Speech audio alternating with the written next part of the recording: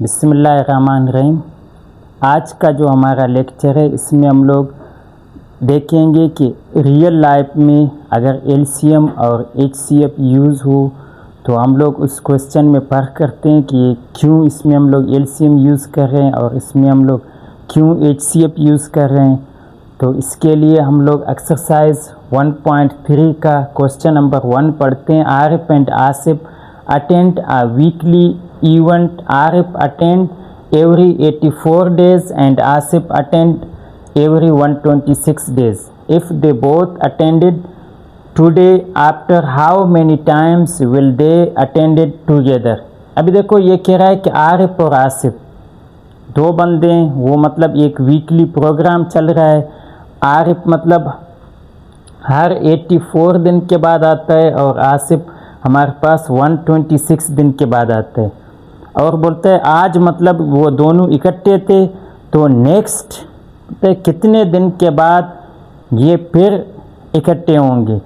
तो हम लोग जानते हैं कि अगर हमारे पास मतलब एक सीक्वेंस अपनी हिसाब से जा रहा हो, दूसरे सीक्वेंस अपनी हिसाब से जा रहा हो और फिर हम लोग से पूछे कि ये कब मतलब आज ये रिपीट हो रहे हैं तो वापस कब रिपीट होंगे। तो इसके लिए देखो रिपीट होने के लिए हम लोग एलसीएम पढ़ते हैं, क्योंकि एलसीएम में दो नंबर अपनी मतलब सीक्वेंस से जा रहे हैं, उनको हम लोग नेचुरल नंबर से मल्टीप्लाई दे रहे हैं और उनमें से जो मतलब नेक्स्ट टाइम जो रिपीट होंगे हमारे पास कॉमन मल्टीपल आएंगे। उस कॉमन मल्टीपल में सबसे छोटा जो कॉमन मल्टीपल होगा यानी सबसे जो शुरू में जो रिपीट होगा उसको हम लोग एलसीएम कहते हैं। अभी ये दोनों 84 और 126 अपने सीक्वेंस में जाएंगे, फिर वो नेक्स्ट टाइम जब भी रिपीट होने की बात हो तो आप समझें कि यहाँ क्या है, एलसीएम है, least common multiple. Least common multiple का मतलब है कि नेक्स्ट टाइम ये कब इकट्ठे होंगे। तो जब भी इकट्ठे होने की बात हो कि नेक्स्ट टाइम कब इकट्ठे होंगे, फिर आपने क्या लगाना है, एलसीएम वाला प्रॉब्लम लगाना है। तो हम लोग देते हैं for this purpose we have to find after which time will both attend the event together again. तो इसके लिए मतलब नेक्स्ट टाइम ये कब मिलेंगे, इसके लिए हम लोग क्या करते हैं, for this purpose we find LCM of 84 and 126। तो हम लोग किस चीज़ का 84 और 126 का एलसीएम फाइंड करते हैं। तो एलसीएम फाइंड करने के पास हमारे पास तीन तरीके हम लोग डिस्कस करेंगे, कोई भी एक यूज़ कर सकते हैं। यहाँ हम लोग LCM by division method use कर रहे हैं, मतलब कोई भी आप मल्टीपल भी यूज़ कर सकते हो, कॉमन फैक्टराइजेशन भी यूज़ कर सकते थे। तो डिवीजन मेथड में हम लोग जानते हैं कि दोनों को हम लोग इकट्ठे लिखते हैं और हम लोग चेक करते हैं कॉमन मतलब जो प्राइम नंबर है 2 से हम लोग इसको चेक करते हैं, फिर 3 से, फिर 5 से, इसी तरह। तो सबसे पहले हम लोग 2 पे चेक करते हैं, 2 2 ज़ा 2 4 ज़ा 8, 2 2 ज़ा 4, 2 6 ज़ा 12, 2 3 ज़ा।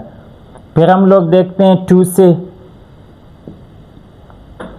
2 2 ज़ा 4, 2 1 ज़ा। और ये क्योंकि अभी देखो यहाँ एलसीएम में अगर इन दोनों में से एक डिवाइड हो रहा है आप उसको लिखोगे और दूसरा जो डिवाइड नहीं हो रहा है उसको उसी तरह छोड़ोगे। अभी ये दोनों 2 के साथ नहीं होंगे, हम लोग 3 के साथ चेक करते हैं, देखते हैं दोनों 3 का फैक्टर हैं। तो ये 3 7 ज़ा, यहाँ क्या आएगा 3 2 ज़ा 6, 3 1 ज़ा 3। फिर हम लोग नेक्स्ट देखते हैं, ये हमारे पास 3 के साथ नहीं होगा मगर ये 321 का फैक्टर है तो ये 7 अपनी जगह पर आ जाएगा। 3 के साथ होगा तो सबसे पहले हम लोग 3 के साथ करेंगे, 7 को अपनी जगह पर लिखेंगे, 3 7 ज़ा 21। फिर हम लोग 7 को लिखेंगे, 7 1 ज़ा 7 1 ज़ा, क्योंकि नेक्स्ट हमारे पास ये 7 के साथ होगा, 7 खुद प्राइम नंबर है। तो अभी हम लोग देखते हैं कि हमारे पास जो एलसीएम है ये क्या है, 2 मल्टीप्लाई 2 मल्टीप्लाई 3 मल्टीप्लाई 3 मल्टीप्लाई 7। तो ये 2 2 ज़ा 4 आएगा। फिर 4 को जब हम लोग 3, ये देखो इनको अलग अलग करो, 2 2 ज़ा 4, 3 3 ज़ा 9, फिर मल्टीप्लाई 7, 4 जब यहाँ 3 नंबर हों तो सबसे पहले आप 2 नंबर से मल्टीप्लाई करो। तो ये 4 और 9 जब आपस में मल्टीप्लाई होंगे तो इनका आंसर आएगा 36। फिर उस 36 को क्या करना है, 7 के साथ मल्टीप्लाई करना है। तो 36 को जब हम लोग 7 के साथ मल्टीप्लाई करेंगे, इन दोनों के रिज़ल्ट को तीसरे नंबर के साथ मल्टीप्लाई करना है। तो हम लोग जानते हैं 7 6 42 आ जाएगा, 4 कैरी होगा, 7 3 21 और 4 हमारे पास क्या आएगा 25। तो फिर हम लोग देखते हैं they will attend the event after कितने दिन के बाद, 252 डेज़ के बाद फिर वो मतलब रिपीट हो जाएगा। तो जब भी रिपीट वाला मतलब कोई भी आ जाए तो आपने समझना है जब रिपीट की बात हो, यानी आज ये दोनों मिले फिर नेक्स्ट टाइम कब मिलेंगे, तो आपने समझ जाना है कि मैंने एलसीएम वाला इसमें मतलब फार्मूला लगा के इनको हल करना है। क्वेश्चन नंबर 2 में हम लोग देखते हैं question has 2 pieces of the cloth, one is 150 meter long and the other is 180 meter long. She wants to cut them into smaller pieces of equal length without leftover. What is the greatest possible length of each piece? अभी देखो यहाँ वो कह रहा है कि मतलब question के पास 2 पीसेज हैं, एक 150 मीटर का और एक 180 मीटर का। अभी वो चाहता है कि इनको मैं इस तरह कट करूं कि सबसे मतलब जो कट हो जाएं तो बड़े से बड़े मतलब लेंथ में कट हो जाएं और कोई कपड़ा बचे भी नहीं। तो जब भी ग्रेटेस्ट पॉसिबल आ जाए तो हम लोग जानते हैं ग्रेटेस्ट पॉसिबल की जिक्र जहाँ पर भी हो तो इसका मतलब है आपके पास मतलब HCF का प्रॉब्लम है। अभी इसमें हम लोग देखें वो कह रहा है what is the greatest possible length of each piece, यानी जब भी ग्रेटेस्ट लेंथ का किसी चीज़ के भी ग्रेटेस्ट का जब जिक्र हो तो इसका मतलब है कि आपने फिर HCF वाला एग्जाम्पल जब रिपीट होने की बात हो तो इसका मतलब है आपने यानी नेक्स्ट टाइम कब रिपीट होगा तो LCM है। ग्रेटेस्ट पॉसिबल लेंथ की बात करें तो फिर क्या है आपके पास, फिर आप लोग यानी रिपीट होने के बाद आपके पास LCM है जब बात रिपीट हो, और जब ग्रेटेस्ट पॉसिबल की बात हो तो आपने HCF फाइंड करना है। तो इसके लिए हम लोग क्या करेंगे, in this problem we to find the greatest possible length. For this purpose we find the HCF of 150 and 180। तो हम लोग क्या करते हैं 150 और 180 का क्या चीज़ फाइंड करते हैं HCF। तो HCF में फाइंड करने में LCM में और HCF में बाय डिवीज़न मेथड में ये फ़र्क है कि HCF में हम लोग यहाँ कोई इन दोनों में से एक मतलब डिवाइड हो हम लोग उसके साथ डिवाइड करके आगे जाते हैं, मगर इसमें ये कंडीशन है उस वक्त आप डिवाइड करोगे जब दोनों एक नंबर के फैक्टर हों तब आप डिवाइड कर लोगे। तो यहाँ हम लोग देखते हैं 2 हमारे पास ये दोनों इवन नंबर है तो 2 दोनों का फैक्टर है, 2 9 सा 18, 0 का 0, फिर यहाँ आ जाएगा 2 7 सा 14, फिर हमारे पास यहाँ 1 बच जाएगा, ये 10 होगा, 2 5 ज़ा 10। फिर हम लोग देखते हैं अभी ये 2 के साथ 90 का फैक्टर है मगर 75 का नहीं है, तो हम लोग HCF में देखते हैं कि दोनों के मतलब फैक्टर हो फिर उसके साथ डिवाइड करना है। फिर हम लोग नेक्स्ट देखते हैं कि 3 हमारे पास 90 भी मतलब 3 90 से भी डिवाइड होगा, 75 से भी डिवाइड होगा, फिर हम लोग इसको 3 से डिवाइड करेंगे, 3 3 ज़ा 9 और 0 का 0, 3 2 ज़ा 8, 3 2 ज़ा 6, 1 कैरी, ये 5 बच जाएगा, 3 5 ज़ा 15।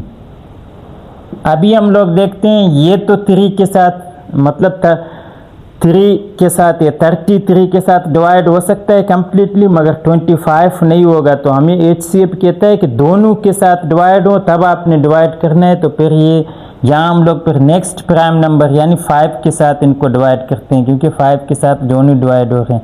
तो 5 6 जा, फिर 5 5 सा। अभी देखो ये अलग अलग नंबर हैं, फिर ये आप इसका मतलब है कि ये यहाँ आपके पास मज़ीद डिवाइड करने की ज़रूरत नहीं है, सिंपली ये आपके पास HCF है। ये अगर अलग हों तो फिर आपने डिवाइड कर, अभी हम लोग जानते हैं ये 2 के साथ डिवाइड होगा 3 के साथ, मगर ये 2 3 के साथ नहीं होगा, ये 5 के साथ नहीं होगा, ये 5 के साथ डिवाइड होगा।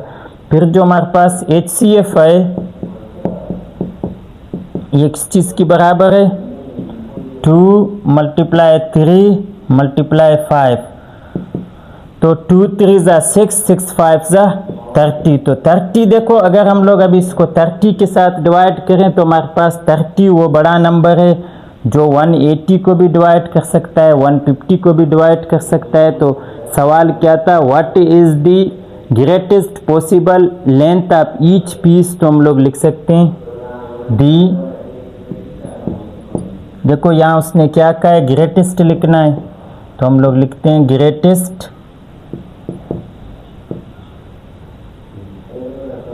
Length of each piece of cloth is 30। यानी इसको अगर 30 के वो पीस में डिवाइड करें तो ये मतलब इक्वल डिवाइड भी हो जाएंगे और सबसे बड़ा पीस भी बन जाएगा। अभी इस लेक्चर में लास्ट इसका जो थर्ड मतलब पार्ट है मैं हल कर रहा हूँ, बाकी आप लोग हल करें। बस सिंपली इसमें एक चीज़ का आपने मतलब ध्यान देना है, जब ग्रेटेस्ट पॉसिबल की बात हो, मैक्सिमम की बात हो तो फिर आपने HCF लगाना है, रिपीटेड की बात हो फिर आपने LCM के थ्रू उसको हल करना है। तो ये थर्ड पार्ट है, 3 oil drums have capacities of 340 litre, 357 litre and 391 litre respectively, find the maximum. अभी देखो इस सवाल में भी आप देखें यहाँ बोल रहे हैं मैक्सिमम कैपेसिटी, तो इस चीज़ को आपने देखना है। Maximum capacity of a drum can exactly measure the capacity of 3 drums.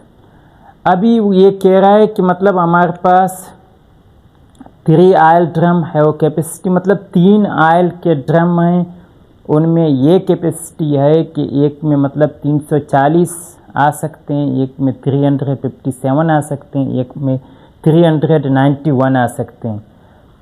फिर दूसरा हमने क्या करना है, एक फाइंड द मैक्सिमम, मतलब एक और ड्रम मतलब हम लोग ने देखना है कि उसमें अगर मतलब हम लोग उठाएं, मतलब उसमें से वो ड्रम बड़ा से बड़ा हो, मतलब जिसमें मतलब पॉसिबल जितना बड़ा हो सकता है उसमें मतलब 340 लीटर को भी हम लोग मतलब काउंट कर सकें, 357 भी काउंट हो सके, 391 काउंट हो सके।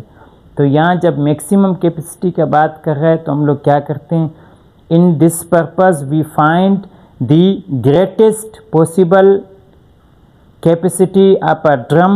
For this purpose we find the HCF आप, यानी इन तीनों का हम लोग क्या करते हैं, HCF फाइंड करते हैं। तो HCF के हमारे पास 3 तरीके हम लोग पढ़ चुके हैं। तो पहले 2 क्वेश्चन हम लोग ने डिवीजन मेथड पे हल किए, अभी हम लोग इसको प्राइम फैक्टराइजेशन मेथड के तहत हल कर लेंगे। तो सबसे पहले मैं 340 के प्राइम फैक्टर मालूम कर लूँगा। तो इसको प्राइम फैक्टर से मतलब तकसीम करना है, तो सबसे पहले इवन नंबर है 2 के साथ डिवाइड होगा, 2 1 ज़ा 2, 1 कैरी 14 होगा, 2 7 ज़ा 14, 0 का 0। फिर हम लोग देखते हैं ये 2 के साथ हो सकता है, फिर हम लोग लिखेंगे 2 8 ज़ा 16, 1 कैरी ये 0 हो जाएगा, तो 2 5 ज़ा 0, 2 5 ज़ा 10, अभी आप देखें ये मतलब 85 है, तो ये 85 को अगर हम लोग देखें 2 इसका फैक्टर नहीं है। 3 के लिए अगर हम लोग मैं सम करूँ तो ये 13 होंगे, तो इसका मतलब है 3 भी इसका फैक्टर नहीं है। 5 हम लोग जानते हैं इसका फैक्टर है, तो ये 5 के साथ इसको मैं डिवाइड करूँगा। 5 1 ज़ा 5, बाकी 3 बच जाएगा, तो 5 7 ज़ा 3 35। और ये एक क्या है 35 खुद एक प्राइम नंबर है, तो 17 फिर 71 ज़ा 17। अभी इसी तरह हम लोग 357 का देखें, तो ये ऑड नंबर है, 2 के साथ नहीं होगा। 3 के लिए हम लोग इन सब को जमा करते हैं, तो ये क्या आएगा 357 है, तो इसको अगर मैं लिख लूँ तो ये 15 हो जाएगा। तो 15 इसका मतलब है कि 315 का फैक्टर है, तो इसका मतलब है 357 का भी फैक्टर है। तो ये 3 1 ज़ा 3, फिर 3 1 ज़ा 3, यहाँ 2 कैरी बच जाएगा, तो ये 7 यहाँ आएगा, तो 3 9 ज़ा। अभी हम लोग देखते हैं, इसको चेक करते हैं, इसको अगर जमा करें तो 9 10 11 आ जाएगा। 11 3 का फैक्टर नहीं है, इसी तरह 5 का भी फैक्टर नहीं है। 7 के लिए अगर मैं चेक करूं, 7 1 ज़ा 7, फिर ये यहाँ 4 बचेगा, ये 9 आ जाएगा, तो 7 7 ज़ा 49। फिर हम लोग जानते हैं कि 17 एक ऑड नंबर, 17 एक प्राइम नंबर है, तो 17 1 ज़ा 17। फिर तीसरा हमारे पास है 391। इस पे देखो हम लोग देखें 2 के साथ ये नहीं होगा, 3 के साथ अगर इनको मैं प्लस करूं 13 होगा, 3 के साथ नहीं होगा, 5 के साथ नहीं होगा। 7 में भी अगर मैं देखूं तो 7 5 सा 35 आएगा, ये नहीं होगा। फिर इसी तरह 11 पे भी ये नहीं होगा।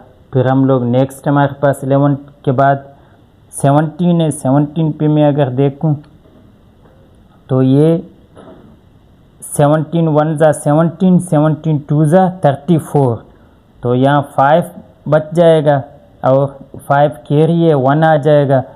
तो ये पहले यानी 17 2 ज़ा 34, 5 कैरी हुआ, 1 को हम लोग ने यहाँ लिखा, तो ये 51 आया, तो 17 3 ज़ा 51। फिर हम लोग देखते हैं 23। इसी तरह हमारे पास 23 एक प्राइम नंबर है, तो 23 1 ज़ा 23। तो अभी हम लोग देखें 340 को मैं इस तरह लिख सकता हूँ 2 × 2 × 5 × 17। फिर 357 को मैं इस तरह लिख सकता हूँ 3 × 7 × 17। फिर मैं 391 को इस तरह लिख सकता हूँ 17 × 23। अभी इन सब में देखो सिर्फ हमारे पास 17 क्या है रिपीट हो रहा है, तो इसका मतलब है कि हमारे पास जो HCF है ये कितना है 17 है। तो अभी हमने देखा हमारे पास इसमें सिर्फ 17 कॉमन है, तो हमारे पास HCF क्या आएगा 17 आएगा। तो इसका मतलब है therefore the maximum capacity of a drum that can exactly measure the capacity of the 3 drums. तो हमारे पास अगर हम लोग 17 के मतलब एक ड्रम उठाएं तो वो 17 का मैक्सिमम ड्रम होगा जो इन तीनों को मतलब कंप्लीटली फिल कर सकेगा और कोई बचेगा भी नहीं। सही। तो इसी तरह हम लोगों के पास चैप्टर नंबर 1 क्लास 6 का ख़त्म हुआ। तो इसमें आप अपनी कमेंट्स दें कि मज़ीद अगर कोई चीज़ आपको समझ में नहीं आएगा तो फिर हम लोग इसी कमेंट्स आप ही की कमेंट्स पे एक वीडियो बनाएंगे। नेक्स्ट हम लोगों का भी चैप्टर नंबर 1 स्टार्ट करेंगे 7th क्लास का।